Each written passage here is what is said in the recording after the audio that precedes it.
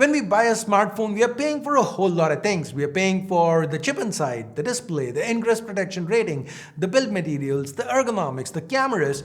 Now, maybe some of these things might be more important than others for you on a certain day. And if performance, when you're looking for a phone, is something you value the most, that is when gaming phones come into play. And as of today, the top dog with gaming phones is the RedMagic 8 Pro. An uninterrupted display with active cooling, meaning little to no thermal throttling, a high capacity battery with a fast charger that's included in the box. Hell, they're even giving you a freaking headphone jack, something that we can't really find on phones these days. The RedMagic 8 Pro, it seems to have a lot going for it. Now, I came across this phone when I was doing my research for the S23 Ultra and its throttling issues. The last video I did, which if you've missed, here's a card, check it out. So in today's video, let's go ahead and talk everything RedMagic 8 Pro. My name's Ash, you're watching C4E Tech, and let's get started. Now, before we proceed, a quick request. If you're on Telegram, use the link in the description to join the C4E Tech channel so that you can keep track of all my new uploads. As a gaming-focused phone, it is no surprise to see some compromises made with respect to ergonomics. Guys, this is a rectangular slab with sharp edges. Not the most comfortable form factor to hold and use this way, but when you're using it for gaming in landscape, the even weight distribution helps. The phone feels quite comfortable. And there's also no compromise with the materials used. We get a glass back with a matte finish, which is very fingerprint resistant. The sides are metal. The phone, it feels solid in hand. I also like how the camera is centered. Now, if you think this looks too blunt, it actually isn't. The back is quite busy when it catches light the right way. There's even RGB. If you still feel it's too stealthy for you, well, there is the void skew that gives you a transparent back. And on this one, you get even more RGB since the cooling fan also has LEDs. It is more expensive though, since it's only available for the 16 gig RAM, 512 gig storage configuration. What I have here is the regular 12256. This one's called matte. Very original, yes. Though you can't see it here, it still has the same 20,000 RPM fan. It can get quite loud, but there are stereo speakers which usually drown it out quite nicely.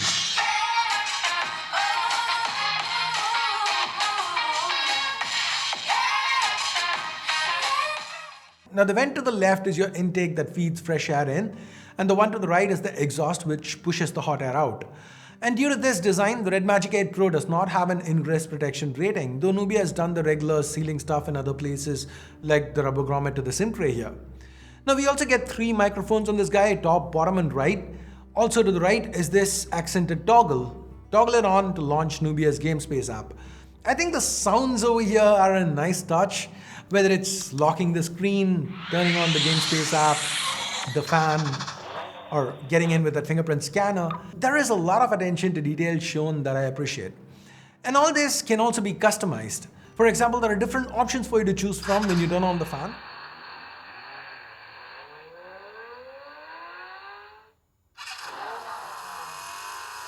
If that's not enough, you can even add your own little custom sound.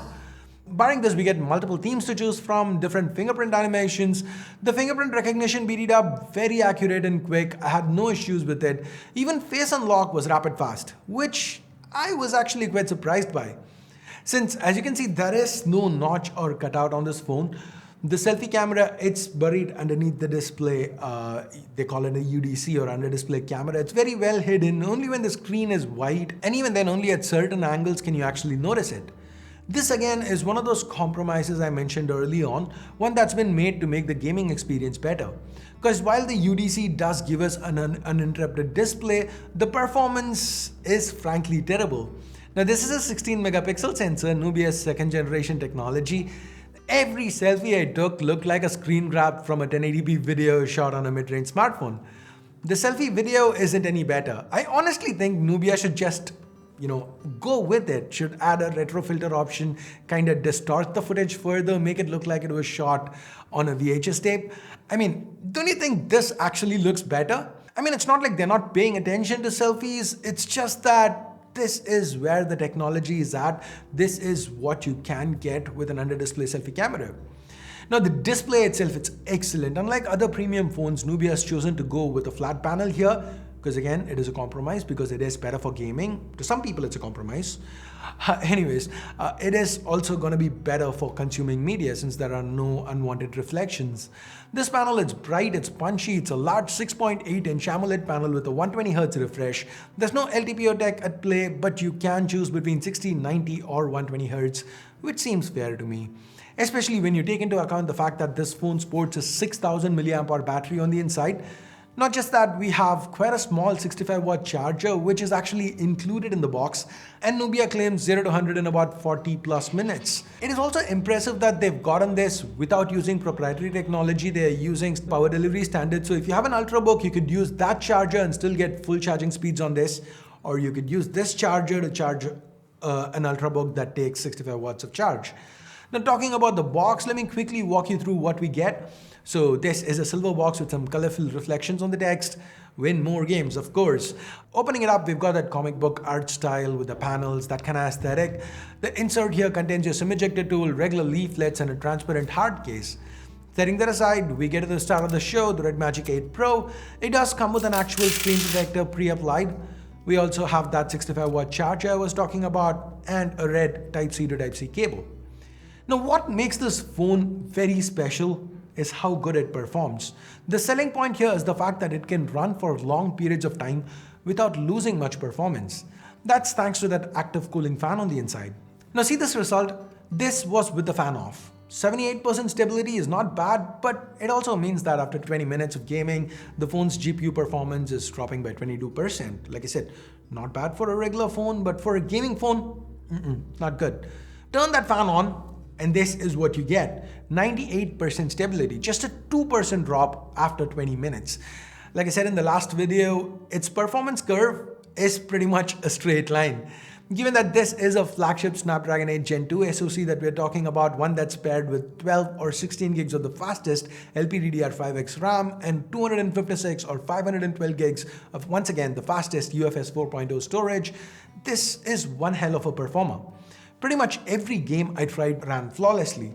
That experience is also made better thanks to the excellent haptics, given the dual X-axis linear motor is inside. Now this year's RedMagic OS 6 built atop Android 13. Like I mentioned earlier, it has a lot of customization options, and here are some other little things I liked. A quick swipe to either side gets you one-handed mode. When in-game, you can swipe to bring in the gaming menu. From here, you can select how you get notifications or disable them altogether. Want to quickly check something? You can do that by having mini apps floating on screen. You can resize these apps as you see fit, and once you're done with them, you can go ahead, close them. You can also have an info bar floating on screen to give you information like the battery remaining, frame rate, etc. You can adjust the refresh rate, control the fan, disable the battery entirely with charge bypass. Everything can be done right from here. Now on the other side, you can map everything to a keyboard if you choose to with Gravity X. You can have multiple stopwatches to help with timed events, program macros, remap keys. Well, this is an interesting one. Now let's say you're in a game that asks you to tap here to shoot, but you find that uncomfortable and feel it would be better if you tapped somewhere else instead. Now you can set that up. The lowercase letter is where your tap would register. The uppercase letter is where you want to tap. So you can do this for 4 different keys. So now when I'm tapping here, it's actually registering the tap here. Now on top of that, you get 2 capacitive triggers. You can set them up to do a variety of things. You can also have multiple profiles. Like for example, with Dead Cells, based on my build every run, I might choose to use the primary weapons more or the secondary weapons more. So I have a profile where the capacitive triggers are mapped to my primary weapons. And if my build is different and I want to switch it, this is all I need to do. And now the triggers are mapped to my secondaries, the traps. Now, of course, I have to say ASUS does capacitive triggers at a whole different level, but Nubia's done more than a fair job here with these. So moving on, from here you can choose the touch sampling rate that you want. It can go up to 960 Hz. You can also adjust sensitivity, choose the performance mode, change the GPU preset tuning, the color profiles, adjust screen recording settings. Like I said, there is a whole lot of granular control at your disposal. Now, I did watch a few videos from a month back where there seemed to be some stability issues with the software. Thankfully, they seem to have been ironed out now. Games run well, and this phone has been an absolute pleasure to use. As far as performance is concerned, for cameras, it's a different story. It is pretty mediocre.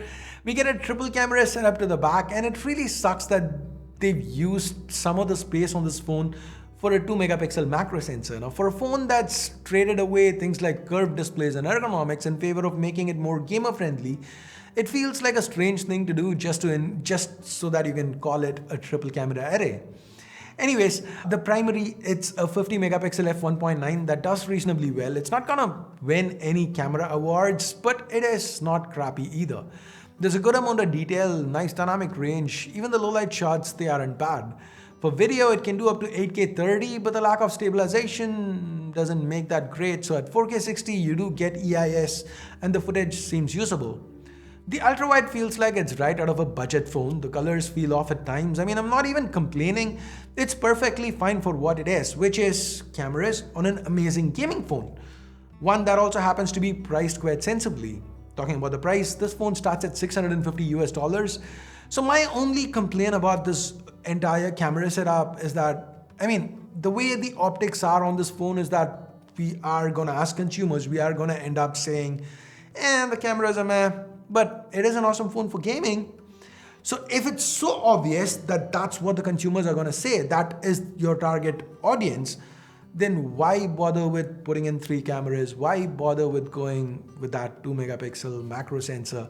Because I really don't see anybody buying or not buying this phone based on that. With a mainstream phone, you can at least say, okay, they're comparing it with a different phone. You've got dual cameras, you've got triple cameras. Maybe that might sway a bit of the audience. But with this gaming phone, when they've got this kind of a price tag and they've got this kind of cooling, an amazing display and all that, I kind of feel like they could have done something else with that space, or at least just remove that sensor, call it a dual camera phone and shave the weight down by a few grams. That would have been cool too. Anyways, that said, I really do love this phone. I've always had a soft spot for Nubia. Not a lot of people know this, but they've been pioneers with some software features that we take for granted these days. They were one of the first to full-fledged split-screen multitasking, one of the first to single-handed modes, one of the first to offer 2 different points for autofocus and exposure. For me, it's always been a pleasure to check out a new Nubia, and I'm happy that I did actually spend time with this. I think I might be retaining it for a bit now, play around with it more, at least till Asus launches a new ROG. I guess what I'm trying to say is, great phone. If you're into gaming, do check it out if it's available in your market. And I guess that's pretty much it for this quick little video. Not so quick little video. Thumbs up, thumbs down based on whatever you felt about it. Subscribe, turn on notifications, hit that bell icon if you haven't yet. Thanks for your time, thanks for watching. Until next time, my name's Ash. You've been watching C4E Tech, and I'm signing off for now. You guys have a great day. Bye-bye.